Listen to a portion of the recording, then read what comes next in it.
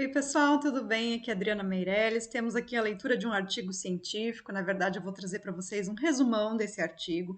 Eu sei que o dia a dia é corrido, que as pessoas não têm mais tempo de ler, mas a gente precisa ficar atualizado com a literatura na nossa área. Então, eu gosto de trazer, nem que seja de forma resumida, os artigos para vocês saberem o que tem de publicação nos assuntos. Esses dias eu falei lá no Instagram, mostrei um caso de uma úlcera gástrica naquele caso, e aí alguns colegas pediram mais informações e mais trabalhos sobre isso, e aí eu fui rever o que eu já tinha e encontrei esse artigo aqui para a gente discutir. Então, ele foi um artigo que foi publicado em fevereiro de 2021 e ele fala sobre a utilidade diagnóstica do ultrassom abdominal para detectar úlceras gastroduodenais não perfuradas em cães.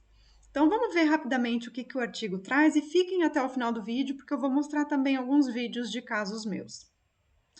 As úlceras gastroduodenais, elas ocorrem porque os mecanismos que governam a homeostase gastrointestinal estão prejudicados. Então, na introdução do artigo, eles já trazem o que é a úlcera, que é uma exposição da submucosa e das camadas mais profundas, porque houve uma ruptura do revestimento de mucosa.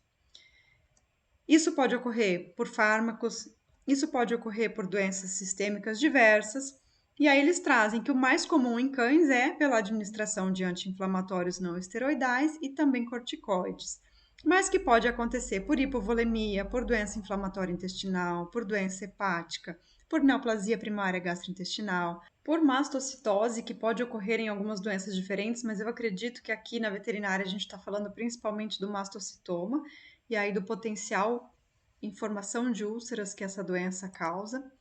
Temos também menos frequentemente uremia, hipertermia induzida por exercício, dilatação vulvogástrica, corpos estranhos trato gastrointestinal ou até doença de disco intervertebral associada aí com as úlceras gastroduodenais.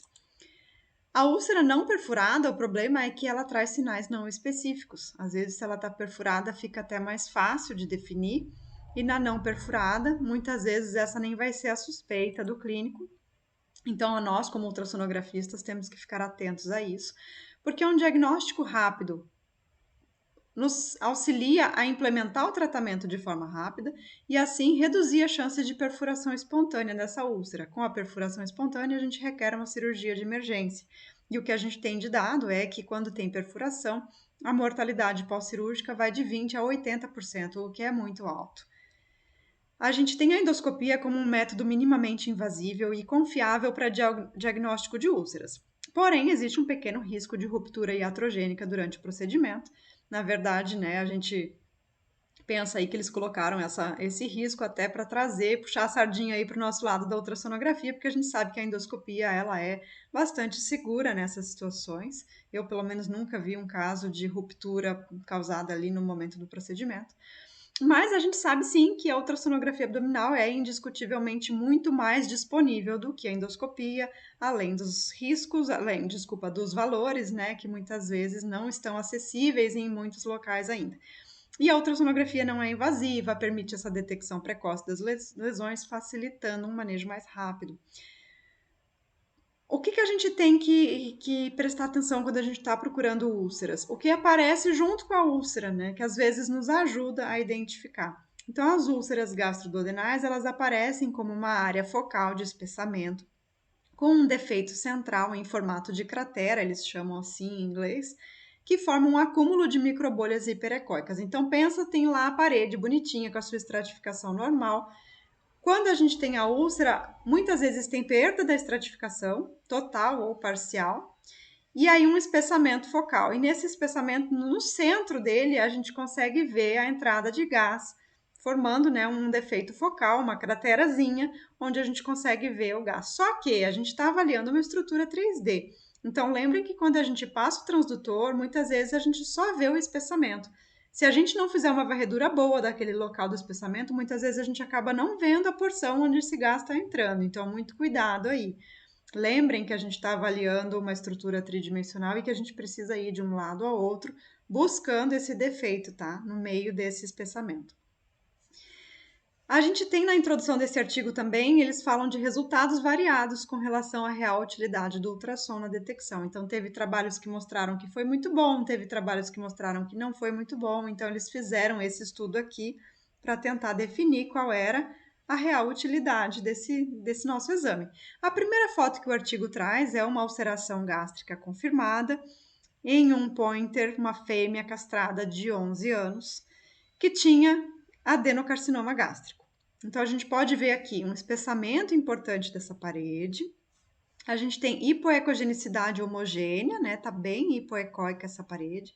A gente tem perda da estratificação total aqui, não dá para ver mais nenhuma camada, só uma estrutura só. E aqui nas setas a gente tem esse defeito da parede que parece uma cratera, que é focal e que é consistente com a ulceração gástrica aqui. O primeiro objetivo desse estudo, então, era um estudo multicêntrico e eles queriam ver a utilidade da ultrassonografia para o diagnóstico das úlceras não perfuradas. O segundo objetivo era tentar entender se o peso do animal, a raça, a idade, o gênero, se a localização da úlcera ou se essa úlcera era inflamatória ou neoplásica, se isso ia influenciar a visibilização dessa úlcera pelo ultrassom.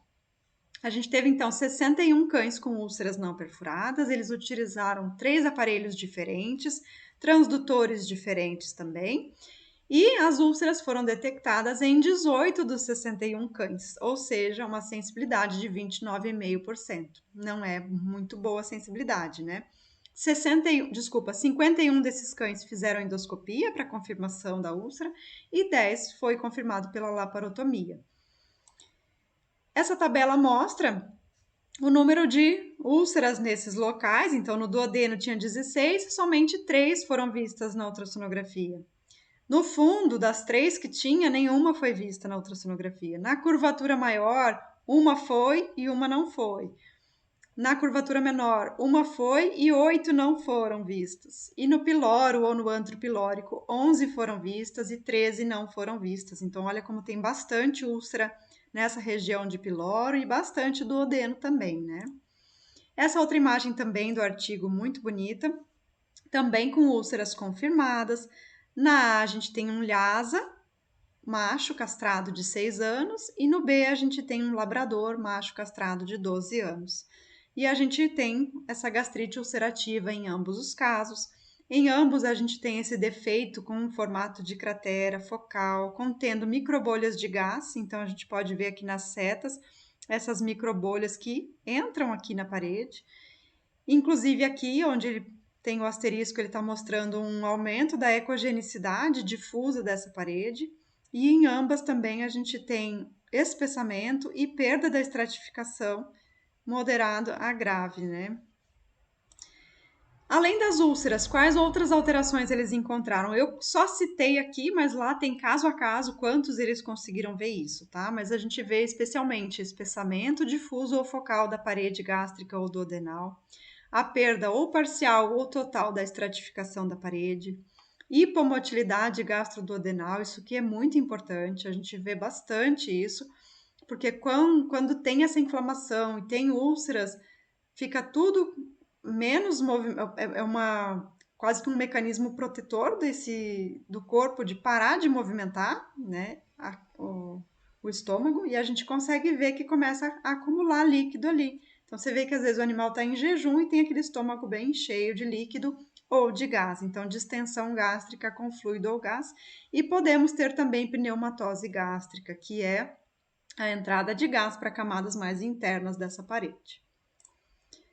Tinha também aumento de linfonodos, os principais eram gástrico, jejunal e pancreático duodenal. Alguns casos tinha pancreatite concomitante e teve também caso com trombose na artéria mesentérica cranial. Não teve associação entre a habilidade de detectar essa úlcera e o peso, a raça, o gênero, a idade ou até a etiologia da úlcera. Região de piloro foi detectada mais frequentemente que no duodeno, como a gente viu lá na tabela, né?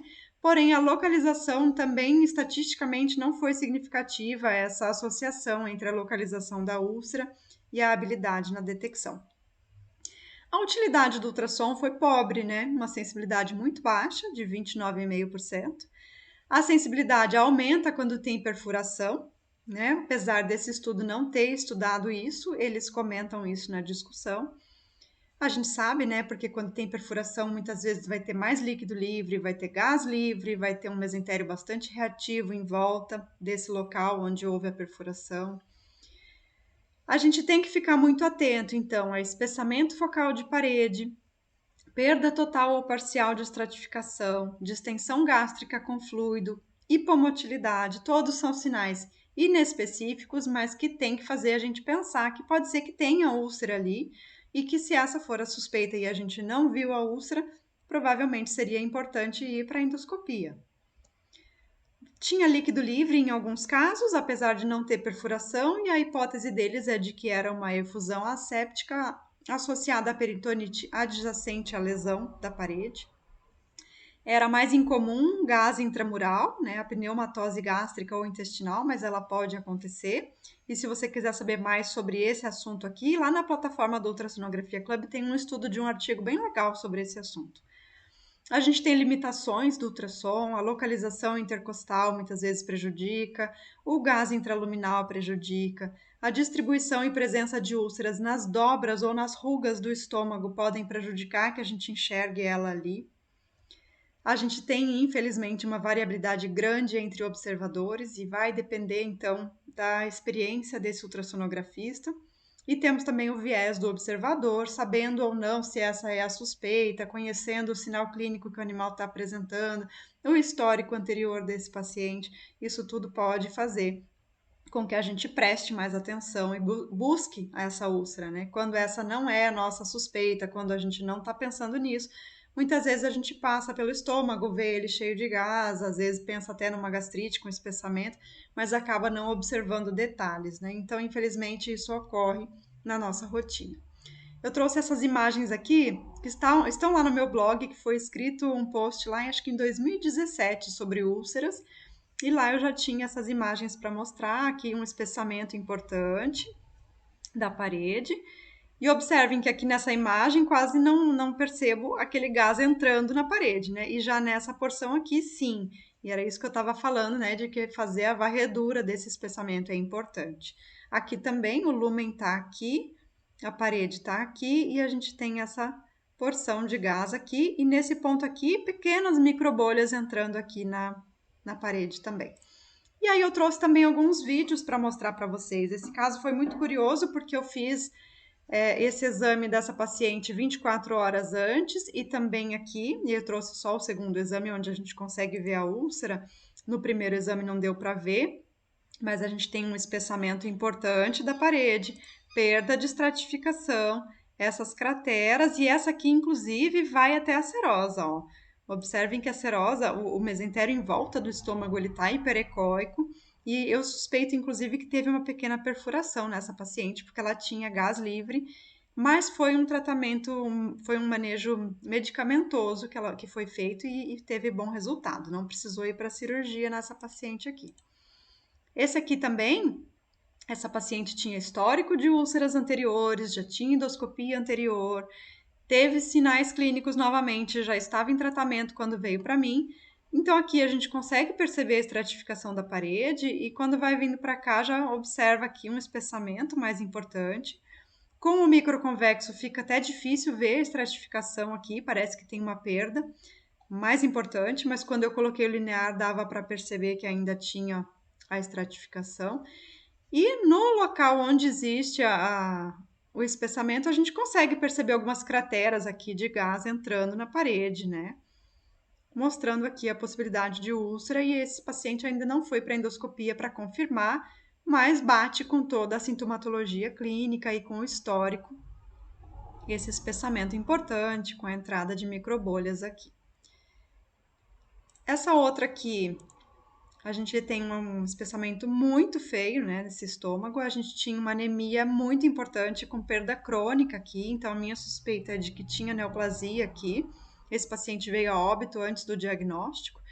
E no final desse vídeo vocês vão ver também o linfonodo gástrico bem alterado também, o que corrobora aí para a gente pensar em neoplasia, né? E tem essa entrada de gás aqui, né? E tinha todo o histórico de perda crônica de sangue. Aqui o linfonodo gástrico, ó, Normalmente a gente não vê ele, quando a gente vê, a gente pode pensar em alteração, ele fica entre o fígado e o estômago, perto da curvatura menor do estômago, e nesse caso bem alterado, com mesentério em volta também bem reativo. Eu espero que vocês tenham gostado desses vídeos, que tenham elucidado um pouquinho mais aí quando vocês estiverem pensando em úlceras, buscando úlceras, mas que entendam também e compreendam, e o clínico também precisa compreender que a sensibilidade do ultrassom ela não é muito alta e que se a gente está vendo, ótimo, se a gente não está vendo, podemos seguir investigando de outras formas. Até o próximo vídeo.